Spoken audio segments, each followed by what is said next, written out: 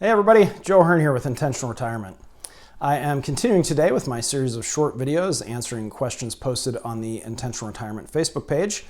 Today's question comes from Brian and asks, if you decide to retire early, say between the ages of 50 and 55, can you withdraw funds from your IRA, Roth IRA, and or 401k without penalty? Great question. The short answer is it depends. The long answer would take way longer than just a few minutes to answer, but I'll give you a few potential options to consider for making penalty-free withdrawals prior to the normal age of 59 and a half. First, Brian's question included Roth IRAs. Since contributions to Roth IRAs are post-tax, you can typically withdraw those contributions without penalty regardless of age. Taking the gains is a different story, but pulling contributions would give you at least one source to withdraw from if you decide to retire early. A second option to consider is the Substantially Equal Periodic Payments Rule, or 72T rule for short.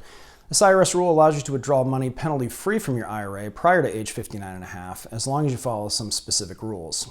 Basically, you set up a series of distributions based on one of three methods provided by the IRS, and once you start taking those distributions, they need to continue for 5 years or until age 59 and a half, whichever is longer.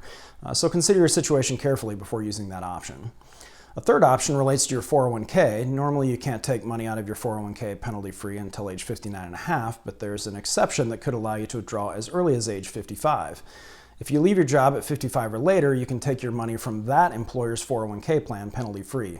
This applies only to the money that you have in that employer's plan, and you can only do it if you don't work there any longer and you were at least 55 when you left that job.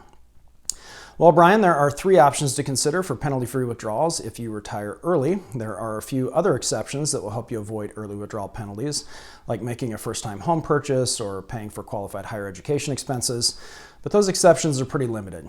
I can't stress enough that there are tons of caveats and specific guidelines and potential pitfalls associated with each of these options, so be sure to work with a qualified, trusted advisor before taking any action. Thanks again for the question, and if any of the rest of you have a question, shoot me a message or post it on our Facebook page and I will answer it in future videos. Thanks for watching, and as always, be intentional.